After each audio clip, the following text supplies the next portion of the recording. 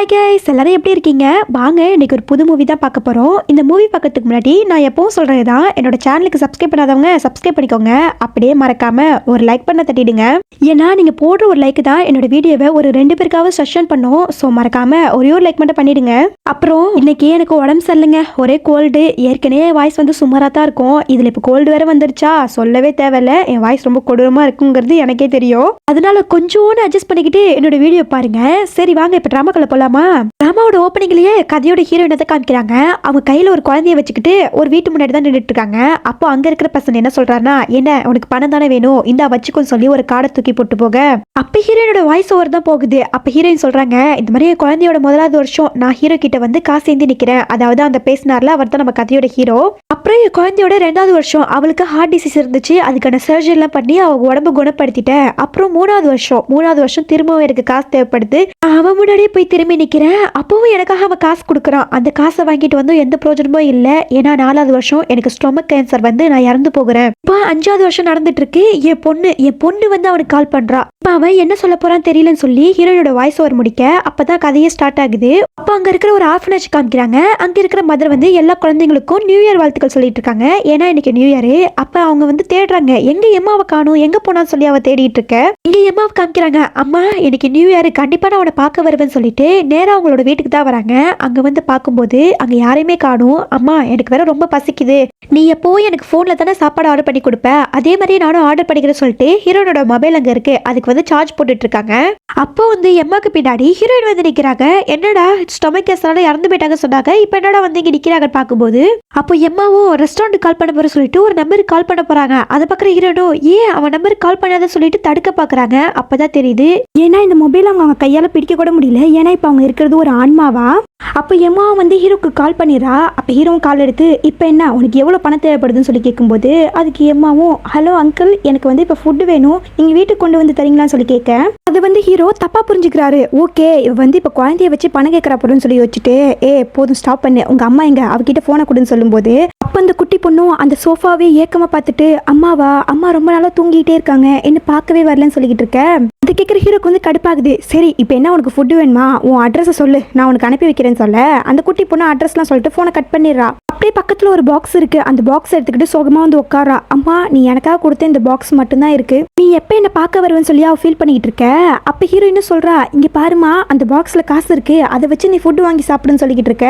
ஆனால் எப்படி அந்த குழந்தைக்கு காதில் விழுகும், அவளும் சோகமாவே உட்காந்துருக்க. அப்போ வீட்டு கதவை யாரோ தட்டுறாங்க. அதை பார்க்குற ஹீரோயினும், எம்மா நீ கதவை திறக்காதன்னு சொல்லிட்டு இருக்க. ஆனால் குட்டி பொண்ணு போய் கதவை திறந்துடுறா. அங்கே 2 பாடி கார்ட்ஸ் தான் வராங்க. அவங்க வந்து குழந்தைய தூக்கிட்டு போயிடுறாங்க. அது பார்க்குற ஹீரோயினுக்கு என்ன பண்ணுறதுன்னு தெரியல. அவங்களும் பின்னாடியே போறாங்க. இங்கே குட்டி பொண்ணு எங்கே தூக்கிட்டு வராங்கன்னா, ஹீரோ தான் அழைச்சிட்டு வர சொல்லியிருப்பாரு போல. அங்கே வந்து இறக்கி விட அப்போ ஹீரோவும் கேட்குறாரு, என்ன ஹீரோயின் வீட்டில் இல்லைன்னு சொல்லி. அதுக்கு பாடி கார்டும், இல்லை சார் இந்த பொண்ணு மட்டும் தான் தனியாக வீட்டில் இருந்தான்னு சொல்ல. அப்போ குட்டி பொண்ணும், அங்கிள் என்னை காப்பாத்துங்க, இந்த பேட் கை சைடு தூக்கிட்டு வந்துட்டாங்கன்னு சொல்லிட்டு இருக்கேன். ஹீரோ பார்க்குறாரு, இவ என்ன இவ்வளோ கல்நெஞ்ச கரியா இருக்கா, காசு வேணுங்கிறதுக்காக இப்போ புள்ளைய வச்சு கேம் விளையாடிட்டு இருக்கா. ஏ ஃபியோனா எங்க இருக்க, ஒழுங்கா வெளியில வான்னு சொல்லி கத்திக்கிட்டு இருக்க. குட்டி பொண்ணு பார்க்குறா, என்ன பண்ணிட்டு இருக்காரு இவருன்னு. அப்போ ஹீரோவும் குட்டி பொண்ணு கிட்ட, எங்க உண்மையை சொல்லு, உன் அம்மா எங்கன்னு சொல்லி கேட்க, அது பார்க்குற ஹீரோயினும், ஜோன் இப்படிலாம் பண்ணக்கூடாது, அவ உன்னோட குழந்தைன்னு சொல்லி யோசிச்சுட்டு, ஆமால நான் ஏற்கனவே இந்த விஷயத்த உங்ககிட்ட சொன்னல, ஆனா நீ தானே என்ன நம்பவே இல்லைன்னு சொல்லிட்டு ஒரு பிளாஷ்பேக் வச்சு பாக்குறாங்க. அப்ப ஹீரோயின் வந்து கை குழந்தையோட ஹீரோட வீட்டு வாசல தான் நின்றுப்பாங்க. அப்ப ஹீரோ வெளியில வந்து, இப்ப என்ன டிராமா பண்ண போற, இந்த குழந்தை என்னோடதுன்னு சொல்ல போறியா, அதை நம்புறதுக்கு நான் என்ன கேனக்கு இருக்கேன்னு சொல்லி கேட்டுட்டு இருக்கேன். ஜோ நீ நம்மளால் நம்பட்டியும் இதான் உண்மை, இது உன்னோட குழந்தை தான் சொல்லிட்டு இருக்க, போதும் நிப்பாட்டு, வேற ஒரு ரிச்மேன் வந்துட்டான்னு சொல்லி நீ என்ன கழட்டி விட்டுட்டு போனவ தானே, போதும் நிறுத்து, இப்போ எதுக்கு ட்ராமா பண்ணிக்கிட்டு இருக்க, உனக்கு என்ன காசு வேணுமா, அதுக்காக தான் இங்கே வந்து நிற்கிறியான்னு சொல்லி கேட்கும்போது இப்போ ஹீரோனுக்கும் காசு தேவை தான். சரி இவன் எப்படி சொன்னாலும் நம்ப மாட்டான், அதுக்கு நம்ம காசாவது வாங்கிட்டு போகலான்னு சொல்லிட்டு, ஆமா எனக்கு 2 மில்லியன் காசு வேணும்னு சொல்லி கேட்க, நினைச்சேன் அப்பவே காசுக்காக தான் என்கிட்ட வந்திருப்பேன்னு, இந்த வச்சுக்கோன்னு சொல்லி தூக்கி எறிஞ்சிருப்பாரு. அதுதான் ஹீரோயின் அவங்கிட்ட முதல் தடவை வாங்கின காசா இருக்கும். அதை இங்கே ஹீரோயின் யோசிச்சு பார்த்துட்டு இருக்க. இங்கே ஹீரோக்கு வந்து செமக்கவும் வருது. உங்க அம்மா எங்கன்னு சொல்ல மாட்டியான்னு சொல்லிட்டு குட்டி பொண்ணை பிடிச்சி தள்ளி விட அவளும் கீழே விழுந்துடுறா. அதை பக்கம் ஹீரோயினுக்குலாம் மனசு தாங்கல. குட்டி பொண்ணை தூக்கலான்னு பார்க்கும்போது அவளால தூக்க முடியல. அப்போ ஒரு பாக்ஸ் மாதிரி ஒன்று கீழே விழுகுது. அதை ஹீரோ வந்து பாக்குறாரு. அதை பாக்குற ஹீரோயினும், அந்த பாக்ஸை மட்டும் நீ எடுத்து பாத்துறாதன்னு சொல்லி யோசிச்சுட்டு இருக்க. அப்ப ஹீரோவும், இங்க பாரு ஃபியோனா, நீ இங்க தான் இருக்குன்னு சொல்லி எனக்கு நல்லாவே தெரியும், ஒழுங்கா உன் புள்ளைய அழைச்சிக்கிட்டு ஓடிடி, இனிமே நான் ஒரு பைசா கூட கொடுக்க மாட்டேன்னு சொல்லி ஹீரோ வீட்டுக்குள்ள போயிடுறாரு. குழந்தை வந்து பாமா பார்த்துட்டு இருக்கா. இப்போ அவளுக்கு வந்து எங்க போறதுன்னே தெரியல. ரொம்ப பசிக்க வேற ஆரம்பிக்குது. அப்படியே அவ ரோட்ல நடந்து வந்துட்டு இருக்க ஒரு குப்பை தொட்டியை பாக்குறா. சரி இதுல உள்ள சாப்பாடையாவது நம்ம எடுத்து சாப்பிடுவோம்னு சொல்லி அதுல உள்ள சாப்பாடு தேடிட்டு இருக்க. அப்ப ஹீரோயின் பாக்குறாங்க. அம்மா அந்த கேக்க சாப்பிடாத, அதுவும் உடம்பு கெட்டு போயிடும் சொல்லிக்கிட்டு இருக்க. இங்க குட்டி பாப்பா வந்து அந்த கேக்க சாப்பிட போறா. அப்ப வந்து யாரோ தடுக்கிறாங்க. யாரும் பார்த்தா ஹீரோ தான். அந்த கேக்க பிடிச்சி தள்ளி விட்டுட்டு நீ என்ன பண்ணிட்டு இருக்க? ஃபியோனா, உன் குழந்தை வந்து குப்பை தொட்டில எடுத்து சாப்பிட்டுட்டு இருக்கா. இப்ப கூட காசுக்காக உன் குழந்தைய அப்படியே விட்டுருவியா? என்ன முன்னாடி வரமாட்டியான்னு சொல்லி கேட்டுட்டு இருக்க. ஆனா பாக்குறது என்னமோ உண்மைதான். ஆனா அவங்களால வர முடியாது. ஏன்னா அவங்க தான் இறந்து போயிட்டாங்களே. அதனால அவங்களும் என்ன பண்ண தெரியாம முழிச்சிட்டு இருக்க. ஹீரோவும் பாக்குறாரு. சரி வீட்டுக்கே அழைச்சிட்டு போயிடலாம்னு சொல்லிட்டு குட்டி பாப்பா தூக்கிட்டு வந்துடுறாரு. வீட்டுக்கே அழைச்சிட்டு வந்துடுறாரு. அந்த குட்டி பாப்பா வந்து ஏ பேட் கை என்னை வீடு வீடுன்னு சொல்லி கத்திக்கிட்டு இருக்கா. அப்ப ஹீரோ சோஃபால கொண்டு வந்து உட்கார வைக்க. அப்ப அவளும் பாக்குறா. கையில கொஞ்சம் கேக் ஓட்டி இருக்குமா, அதை எடுத்து வாயில வைக்க போக அப்ப ஹீரோ தடுத்துட்டு டிஷ்யூ பேப்பர் வச்சுலாம் தொடச்சு விடுறாரு. என்ன விடுங்க விடுங்க, நீங்க ரொம்ப கெட்ட அங்கிளா இருக்கீங்க, நான் வீட்டுக்கு போகணும்னு சொல்லிக்கிட்டு இருக்கேன். அதுக்கு ஹீரோவும் உங்க அம்மா வந்து அழைச்சிட்டு போவாங்க, கொஞ்சம் நேரம் அமைதியாரி. இப்ப என்ன உனக்கு பசிக்குதா, நான் உனக்கு வேற சாப்பாடு தரேன்னு சொல்லிட்டு என்ன இவ இவ்வளவு திமிர்த்தனமா இருக்கா. நல்ல வேலை நம்மளோட பொண்ணு இல்லைன்னு சொல்லி அவர் யோசிச்சுட்டு இருக்க. பிறகு அந்த குட்டி பொண்ணுக்கு வந்து சாப்பாடு கொடுக்குறாரு. அப்ப அவளும் வந்து சாப்பிடும்போது அந்த கேரட்லாம் எடுத்து ஒதுக்கி வைக்கிறாளா. அதை பார்க்குற ஹீரோக்கு பழசு ஞாபகம் வருது. ஹீரோயினும் இந்த மாதிரி தான் பண்ணுவாங்க போல. அப்போ ரொம்ப கியூட்டா இருந்திருக்கும். அதை பார்க்குற ஹீரோவும் ச்சே இவ எதுக்கு அவளை ஞாபகப்படுத்துறா, ரெண்டும் ஒரே மாதிரியே இருக்குங்கன்னு சொல்லிட்டு அவர் உள்ள போயிடுறாரு.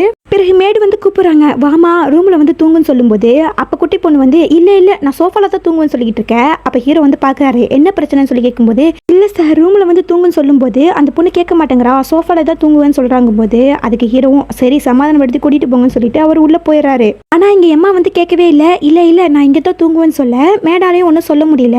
அதனால அவங்களுக்கு ஒரு பெட்ஷீட் மட்டும் கொடுத்து போத்தி விட்டுட்டு அவங்களும் கிளம்பிடுறாங்க.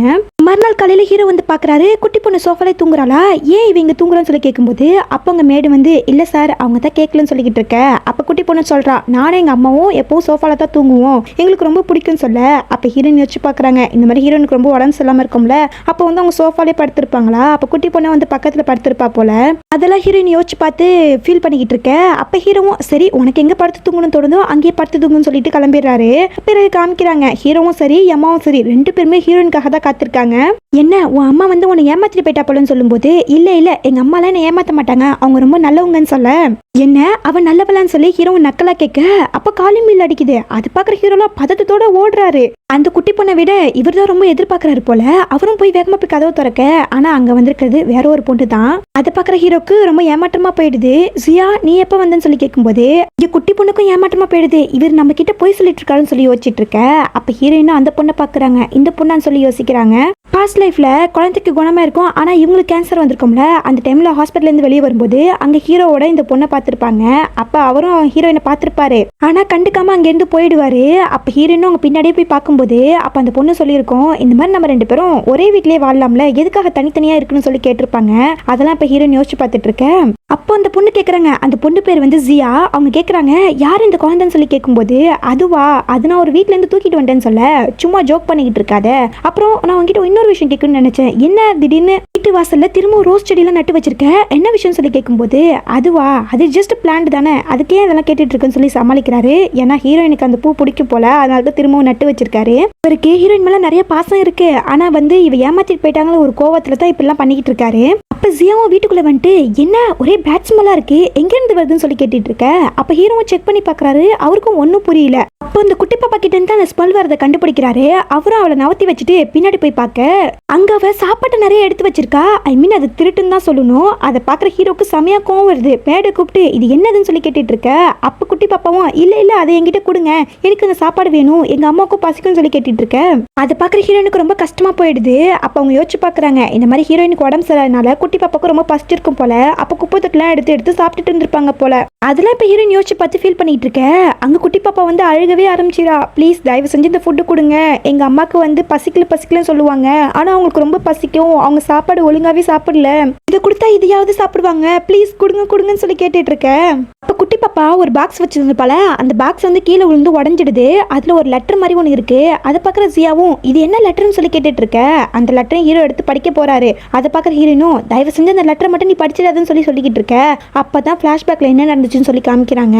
இந்த மாதிரி ஹீரோக்கு வந்து உடம்பு எல்லாம் போயிருக்கும் போல. அப்போ ஒரு ஹாஸ்பிட்டல்ல இருந்து நேரா ஹீரோயினோட வீட்டு வாசல்ல தான் வந்து நிக்கிறாரு.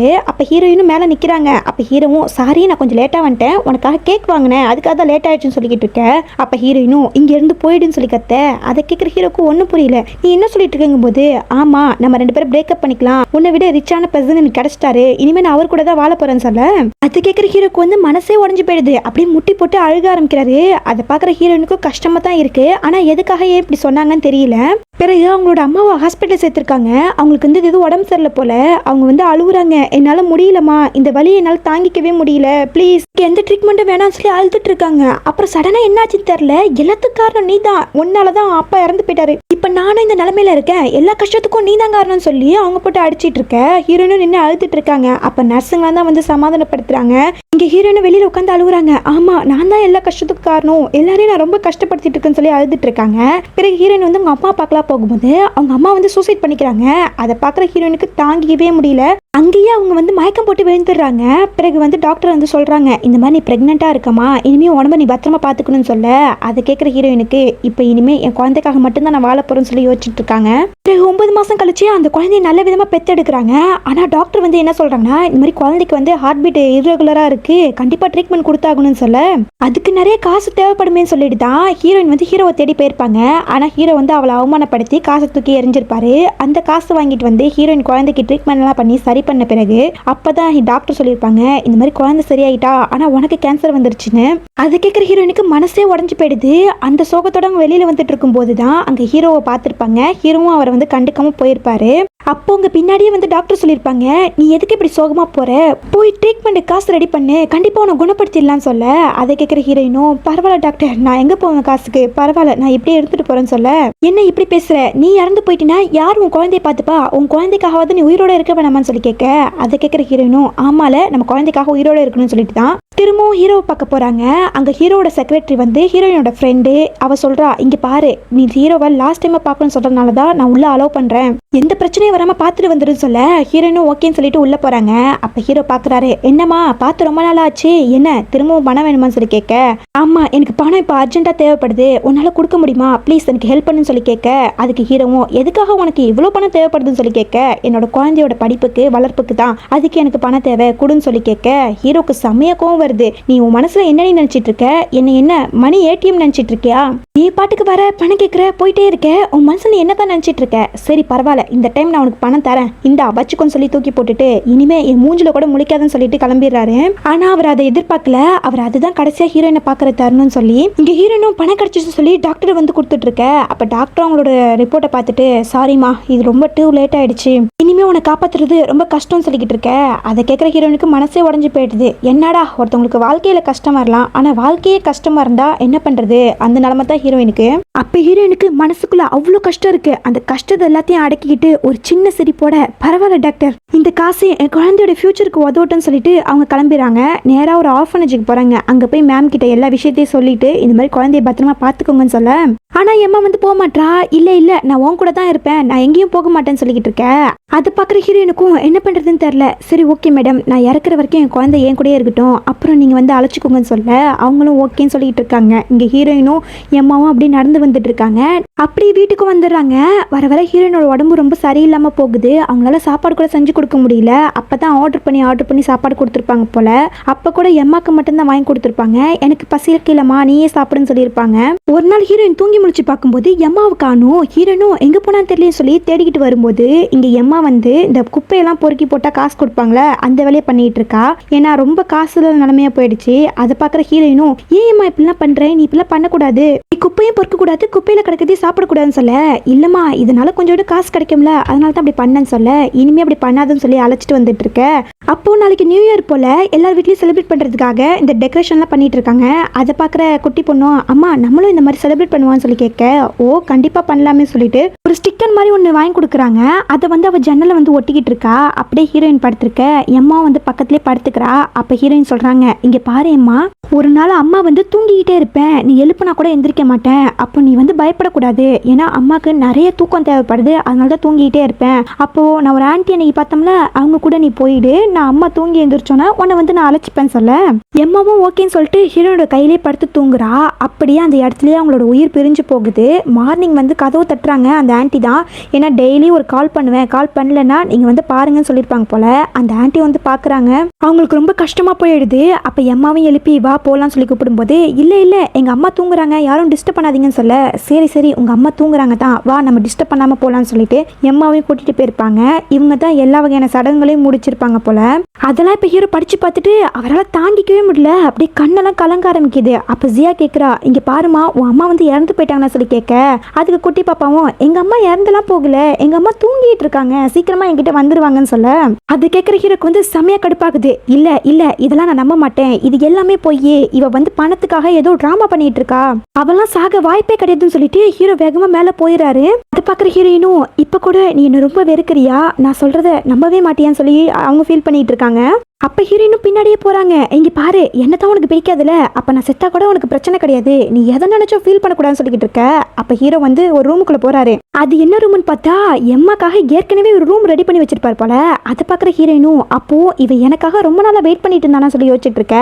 அப்போ ஹீரோ சொல்கிறாரு இங்கே பாரு ஃபியோனா, உனக்காக நான் எவ்வளோ நாளாக வெயிட் பண்ணிட்டு இருக்கேன், என்னைக்காவது ஒரு நாள் நீ என்கிட்டயே திரும்பி வந்துடுவேன்னு சொல்லி நான் ரொம்ப நாளாக வெயிட் பண்ணிட்டு இருக்கேன். ஆனால் நீ திரும்ப என்கிட்ட வரவே இல்லை. இப்போ என்னன்னா குழந்தைய வச்சு ப்ளே பண்ணிக்கிட்டு இருக்க, நீ இறந்து போன மாதிரி வேற ட்ராமா பண்ணிக்கிட்டு இருக்க, ஏன் நீ இப்படிலாம் பண்ணிக்கிட்டு இருக்க, என்ன நீ ரொம்ப கஷ்டப்படுத்துறேன்னு சொல்லிட்டு அவரும் அப்படியே ஃபீல் பண்ணிட்டே படுத்துறாரு. அது பார்க்குற ஹீரோயினுக்கு கஷ்டமா இருக்கு. இங்கே கீழே காமிக்கிறாங்க செக்ரட்டரி தான் வீட்டுக்கு வரா. அப்போ மேடு வந்து சார் இப்போதைக்கு பார்க்க முடியாதுன்னு சொல்ல ஏன் பார்க்க முடியாது, ரொம்ப நாள் ஆச்சு அதான் நான் பார்க்க வந்தேன்னு சொல்ல இல்லை சார் வந்து யாரையும் டிஸ்டர்ப் பண்ண வேணாம்னு சொன்னாருங்கும் போது அதெல்லாம் எனக்கு ஒன்றும் சொல்ல மாட்டாரு, நான் போய் பார்த்துக்கிறேன்னு சொல்லிட்டு அவளும் போய் ரூமில் பார்க்குறா. என்ன இவன் இந்த மாதிரி ரூமில் படுத்திருக்கானே சொல்லிட்டு அவளும் கூப்பிட இப்போதைக்கு யாரும் என்னை டிஸ்டர்ப் பண்ணாதீங்கன்னு சொல்ல இங்கே பாருங்க நான் தான் செக்ரட்டரி வந்திருக்கேன்னு சொல்ல உனக்கு ஒரு முறை சொன்னா போயாதா, வெளியில போன்னு சொல்லி கத்திட அவளுக்கு வந்து ஒரு மாதிரி ஆயிடுது. இவளுக்கு ஹீரோ மேல ஒரு ஃபீலிங்ஸ் இருக்கு போல. அதனால தான் இவர் இப்படி பேசணும்னு ரொம்ப ஃபீல் பண்ணிட்டே கீழே வரா. அப்ப வந்து ஏன் என்னாச்சு எதுக்காக இப்படி நடந்துக்கிறாருன்னு சொல்லி மேடு கிட்ட கேட்க அப்ப அங்க குழந்தை இருக்கிறத பாத்துறா. அந்த குட்டி பொண்ணை பார்த்தோன்னே அவளுக்கு தெரிஞ்சு போயிடுது இது ஹீரோனோட பொண்ணுன்னு. இவ என்ன இங்க ஹீரோவை நல்லா ஏமாத்திட்டு இப்ப அவளோட குழந்தைய அவர்கிட்ட விட்டுட்டு போயிருக்கா. இவளுக்கு எவ்வளவு துணிச்சல் இருக்குன்னு சொல்லி அவ கோவப்பட்டு இருக்க.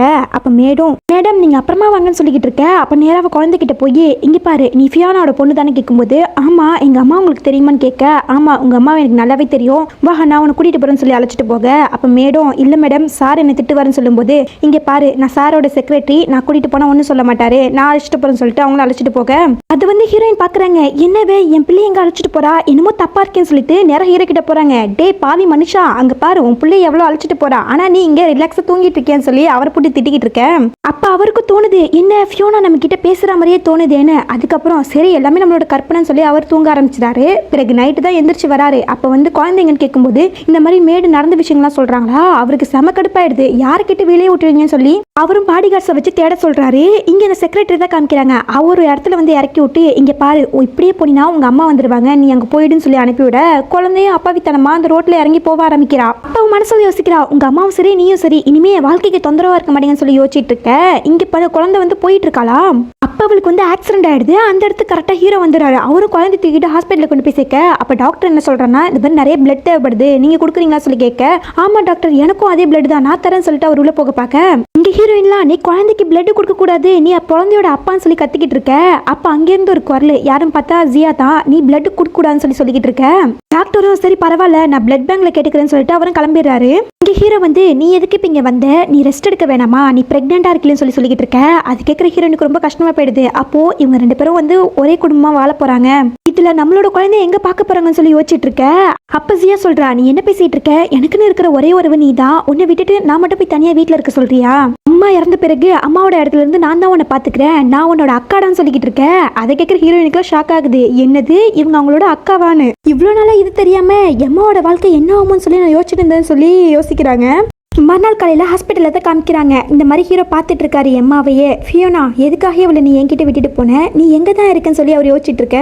அப்போ குட்டி பாப்பாவும் கண்ணு முழிச்சு பார்த்து சாருன்னு சொல்லி கூப்பிடும்போது அதை பார்க்குற ஜியாவும் என்னடா நீங்கள் ரெண்டு பேரும் அப்பா பொண்ணு கிடையாதா, எதுக்காக உன்னை சாருன்னு சொல்லி கூப்பிடுறாங்க, என்ன நீ சொல்கிற, எதுக்காக உனக்கு இப்படிலாம் தோணுதுங்கும் போது ஆமாம் நீங்கள் ரெண்டு பேரும் பார்க்கறதுக்கு ஒரே மாதிரியே இருக்கீங்க, அதனால தான் நான் உனக்கு பிளட் கொடுக்க வேணானே சொன்னேன், இல்லைனா நான் ஏன் அப்படி சொல்ல போகிறேங்கும் போது அப்போ தான் ஹீரோவுக்கு புரிய வருது. உடனே எம்மா கிட்ட கேட்குறாரு இந்த மாதிரி உன் அப்பாவை பற்றி ஏதாவது உங்கள் அம்மா சொல்லியிருக்காங்களான்னு. அதுக்கு அவளும் இல்ல எனக்கு அப்பா பத்திலாம் ஒண்ணுமே தெரியாதுன்னு சொல்ல அவருக்கு நல்லாவே புரிஞ்சு போயிடுது இவன் நம்மளோட குழந்தைன்னு. உடனே வந்து நீ என்னோட பொண்ணுன்னு சொல்லி கட்டி பிடிச்சிக்க, அவளும் வந்து அழுகாதீங்கன்னு சொல்லி ஆறுதல்லாம் சொல்லிக்கிட்டு இருக்கா. அவருக்கு செம்மையா கோவம் வருது. இன்னும் ஹீரோயின் உயிரோட இருக்கான்னு நினைச்சுக்கிட்டு, ஏ ஃபியோனா எதுக்காக நீ இப்படி பண்ற, என்னையும் ஏமாத்திட்டே என் குழந்தையும் ஏமாத்திட்டு போயிட்ட, அப்படி யார் கூட தான் போய் இருக்குன்னு சொல்லி அவருக்கு திட்டிகிட்டு இருக்க. எங்க அம்மா பத்தி இப்படி சொல்லாதீங்க, எங்க அம்மா ரொம்ப நல்லவங்க, வாங்க அவங்க எங்க இருப்பாங்கன்னு எனக்கு தெரியும் சொல்லிட்டு ஹீரோயின் இருந்த வீட்டுக்கு தான் அழைச்சிட்டு வரா.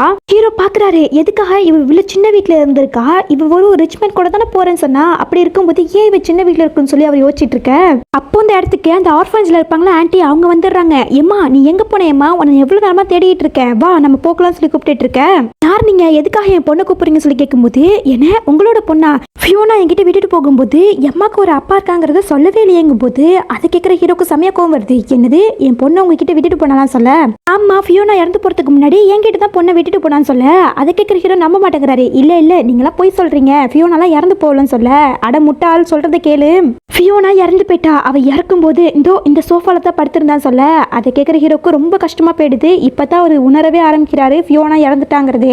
சரி நீங்க எம்மாவோட அப்பான்னு சொல்றீங்க, அதனால நான் விட்டுட்டு போறேன், ஆர்ஃபனேஜுக்கு வந்து ஃபார்மாலிட்டி மட்டும் முடிச்சுட்டு போங்கன்னு சொல்லிட்டு அவங்க கிளம்பிடுறாங்க. அப்ப ஹீரோவும் கேட்கிறாரு, உண்மையாவா உங்க அம்மா இறந்து போயிட்டாங்கன்னு சொல்லி கேட்க, எங்க அம்மா இறந்து போகல, இந்த சோஃபால தான் தூங்கிட்டு இருந்தாங்கன்னு சொல்லி அவளும் அப்பாவித்தனமா சொல்லிக்கிட்டு இருக்க. அதை கேட்கும்போது ஹீரோக்கு ரொம்ப கஷ்டமா போயிடுது. பிறகு ஹீரோ வந்து ஹீரோயினை பத்தி இன்வெஸ்டிகேஷன் பண்ண சொல்லியிருப்பார் போல. அப்ப அசிஸ்டன்ட் வந்து கொடுக்குறாரு டீட்டெயில. அப்ப அவர் சொல்றாரு இந்த மாதிரி மேடம்க்கு எந்த பாய் ஃப்ரெண்டும் கிடையாது, அவங்க தனியா தான் இருந்திருக்காங்கன்னு சொல்லும்போது அது கேட்குற ஹீரோக்கு வந்து ஷாக் ஆகுது. அப்போ எதுக்கு அன்னைக்கு என்கிட்ட இந்த மாதிரி சொல்லணும், ஒருவேளை அவன் ரிச்மேன் கூட இருந்து அவன் ஏமாத்தி விட்டுட்டு போயிட்டானா, என்ன நடக்குது அவன் வாழ்க்கையிலன்னு சொல்லி யோசிச்சுட்டு இருக்க. அப்போ அதுல சில போட்டோஸ்லாம் இருக்கு, அதுல ஹீரோயின் எவ்வளவு கஷ்டப்பட்டிருப்பாங்களோ அதெல்லாம் இருக்கு. அதை பார்க்கும்போது இவருக்கு ரொம்ப கஷ்டமா இருக்கு. அதை பார்க்குற ஹீரோயினும் நீ இதெல்லாம் பார்க்க வேணாம்னு சொல்லி டக்குன்னு தட்டி விட அது எல்லாமே கீழே விழுந்துருது. அதை பார்க்குற ஹீரோவுக்கு அப்போ ஃபியோனா இங்கே தான் இருக்கான்னு சொல்லிட்டு, ஃபியோனா நீ இங்கே தான் இருக்கேன்னு சொல்லி கத்திக்கிட்டு இருக்க. குழந்தையும் கீழே வந்துடுறா, அவளும் வந்து அம்மா அம்மான்னு சொல்லி கூப்பிட்டுட்டு இருக்க. ஆனா அங்க யாருமே இல்ல இது எல்லாமே கற்பனையான்னு சொல்லி ஹீரோவும் ஃபீல் பண்ணிக்கிட்டு இருக்க. குட்டி பாப்பாவும் ரொம்ப ஃபீல் பண்ணிட்டு இருக்கா. மறுநாள் ஹீரோ வந்து ஹீரோனுக்கு பிடிச்ச ரோசஸ் செடியெல்லாம் நட்டுட்டு இருக்க. அந்த இடத்துக்கு செக்ரட்டரி வரா. அவ வந்து இன்னும் எதுக்காக இந்த குழந்தைங்க வச்சுட்டு இருக்கீங்கன்னு சொல்லி கேட்கும்போது அதை பார்க்குற அவருக்கு செமையா கோவம் வருது. இருந்தாலும் அதை அடக்கிட்டு இருக்க. அந்த சைட்ல இருந்து ஹீரோயின், அட பாவி உன் குழந்தைய கொல்ல பார்த்தவ அவகிட்ட போய் இந்த நார்மலா பேசிட்டு இருக்க, ஒழுங்கா அவளை வீட்டை விட்டு துரத்துன்னு சொல்லி கத்திக்கிட்டு இருக்க. அப்ப ஹீரோ மேல வந்து காத்தா அடிக்க ஆரம்பிக்குது. அதை பார்க்குற ஹீரோக்கு ஓகே ஏதோ ஹீரோயின் நம்ம கிட்ட சொல்ல வராங்கிறத புரிஞ்சுக்கிட்டு சரி உள்ளவான்னு சொல்லி கூப்பிட அவளும் உள்ள வந்துடுறா. உண்மையை சொல்லு, உன் ஃப்ரெண்டு இறந்து போனது உனக்கு தெரியுமா தெரியாதுங்கும் போது அதுக்கு அவளும் முழிச்சுக்கிட்டு எனக்கு தெரியும், ஆனா உங்களுக்கு தான் அவளை பிடிக்காது, அதுக்காக தான் நான் சொல்லலைங்கும் போது சரி அதை விட அன்னைக்கு என் குழந்தைய அழைச்சிட்டு போய் எங்க போய் விட்டேன்னு சொல்லும்போது இல்ல நான் எங்கேயுமே விடல, குழந்தை தான் தன்னால இறங்கி போயிட்டான்னு சொல்லும்போது போய் பேசிக்கிட்டு இருக்காத, நீ வேணும்னு தானே அவளை விட்டுட்டு வந்த, எனக்கு எல்லா உண்மைகளும் தெரிஞ்சு போச்சு, உன் ஃப்ரெண்டு மேல உனக்கு ஜெலஸ், அவளுக்கு கிடைக்க வேண்டிய எல்லா விஷயங்களும் உனக்கு கிடைக்கும்னு நீ ஆசைப்பட்டிருக்க, அதான் என் குழந்தைய நீ கொல்ல பார்த்திருக்கேன்னு சொல்ல. அது கேட்கிற அவளும் இல்ல அப்படிலாம் கிடையாது, நான் உங்களை காதலிச்சது உண்மைதான், அதுக்காக தான் நான் உங்ககிட்ட செக்ரட்டரியா வந்து சேர்ந்தேன், ஆனா இந்த வேலையில நான் பார்க்கல சொல்லிட்டு இருக்கேன், போதும் உன் பருப்பு இனிமேங்க வேகாது, போய் ஜெயில கழித்துன்னு சொல்லி பாடி கார்ட்ஸ்ட புடிச்சு கொடுத்து போலீஸ்ல புடிச்சு கொடுக்க சொல்லிடுறாரு. அப்ப அவளும் வந்து நீ எதுக்காக இப்படி பண்ற, இன்னும் ஏன் அவளுக்கே சப்போர்ட் பண்ணிட்டு இருக்க, அவ உன்னை ஏமாத்திட்டு போனவ, அவளுக்காக ஏன் என்ன போட்டு கஷ்டப்படுத்துறங்க. அப்ப அந்த இடத்துக்கு ஜியா வராங்க. ஹீரோயின் எந்த தப்பும் பண்ணல, அவ வந்து ஹீரோப்பை ஏமாத்தவே இல்லைன்னு சொல்லிக்கிட்டு இருக்க. அதை கேட்கிற ஹீரோக்கெல்லாம் ஷாக் ஆகுது. சரி இவளை கொண்டு போய் போலீஸ்ல புடிச்சு கொடுத்துருங்கன்னு சொல்ல பாடி கார்ட்ஸும் அவளை பிடிச்சி இழுத்துட்டு போயிடுறாங்க. அப்ப ஹீரோ வந்து கேட்கிறாரு நீ என்ன சொல்லிட்டு இருக்கங்கும் போது ஆமா இது உண்மையை சொல்றேன், நீ வந்து அதை மனசுல தாங்கிக்க தைரியப்படுத்திக்கோன்னு சொல்ல இங்க ஹீரோயின் வந்து கத்துறா, இந்த உண்மையை நீ தெரிஞ்சுக்க வேணாம், நீ இப்படியே எரி சொல்லி கத்திக்கிட்டு இருக்க. அப்ப ஹீரோவும் என்னாச்சு சொல்லி கேட்கும்போது நம்ம ஃபேமிலியால தான் அவங்களோட ஃபேமிலி அழிஞ்சு போச்சுன்னு சொல்ல என்ன சொல்லிட்டு இருக்கேங்க, ஆமா நம்மளோட அங்கிள் தான் அவங்க அப்பாவே கொண்டிருக்காருன்னு சொல்லிட்டு ஒரு பிளாஷ்பேக் உள்ள போகுது.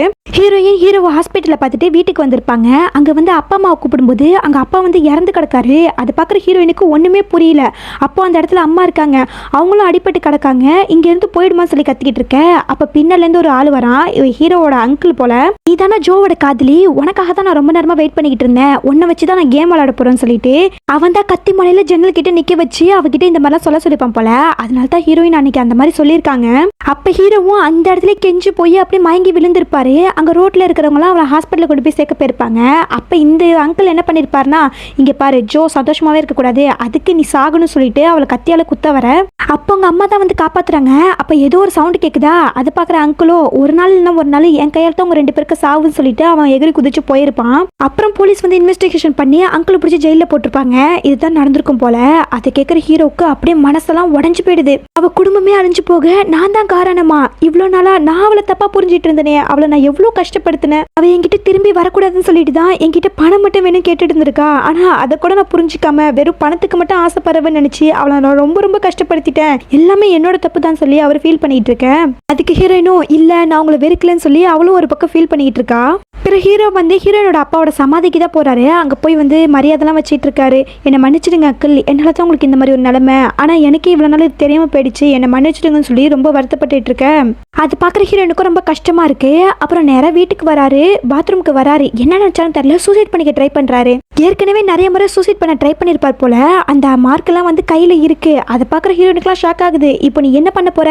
நம்ம குழந்தை ஒன்ன நம்பி தான் இருக்கா, நீயும் இப்படி பண்ணிக்கிட்டீங்கன்னா நம்ம குழந்தை யார் பார்த்துப்பா, நீ இப்பெல்லாம் செய்யக்கூடாதுன்னு சொல்லிட்டு அந்த கத்தியை தள்ளிவிட அதை பாக்குற ஹீரோக்கு ஷாக் ஆகுது. ஃபியோனா நீங்க தான் இருக்கியா, நீங்க தானே இருக்க அப்படின்னு சொல்லி ஹீரோவும் சுத்தி சுத்தி பாக்குறாரு. நான் கத்தியை என் கையில இறுக்கமா பிடிச்சிருந்தேன், அப்படி இருக்கும்போது தன்னால கீழே விழுக வாய்ப்பே இல்லை. அப்போ ஃபியோனா தான் என்கிட்ட ஏதோ சொல்ல வரா. சரி இனிமே என் குழந்தைக்காக நான் வாழ்றதுக்கு முயற்சி பண்றேன்னு சொல்லி ஹீரோவும் அந்த சூசைட் பண்ற முயற்சியை கைவிட்டுறாரு. ஹீரோ வந்து எப்பவும் போல செடியெல்லாம் நட்டுட்டு இருக்காரா. அப்ப அங்க எம்மா வரா. அப்பா என்ன பண்றீங்க சொல்லி கேட்டுட்டு இருக்க. அப்ப ஹீரோவும் எம்மாவை தூக்கி கொஞ்சிறாரு. அதை பாக்குற ஹீரோனுக்கும் ஒரு வழியா எம்மா வந்து அவ அப்பாவை ஏத்துக்கிட்டா. இதுக்கப்புறம் சந்தோஷமா நான் இந்த உலகத்தை விட்டு போவேன்னு சொல்ல அப்படியே ஹீரோயின் மறைஞ்சு போறாங்க. அந்த மறைஞ்சு போன உணர்வு வந்து எம்மாக்கும் சரி ஹீரோவுக்கும் சரி ரெண்டு பேருக்கும் ஒரு உணர்வு தோணுது. அப்படியே அந்த ஊஞ்சலே பார்த்துட்டு இருக்காங்க. இப்படியே ஒரு எண்டிங்கோட இந்த ட்ராமா முடியுது. இந்த மாதிரி ஒரு சேடான ட்ராமா, அதாவது எனக்கு சேடாக சொல்ல தெரிஞ்சான்னு தெரியல, ஆனால் இந்த மாதிரி ட்ராமா போட்டதில்லை. சரி நல்லா இருக்கே, புதுவிதமாக இருக்கேன்னு சொல்லிட்டு தான் இந்த ட்ராமாவை எடுத்தேன். இந்த ட்ராமா எப்படி சொல்லிட்டு கமெண்ட்ல சொல்லுங்கள். இன்னொரு நல்ல ட்ராமாவில் வந்து உங்களை சந்திக்கிறேன். பாய்.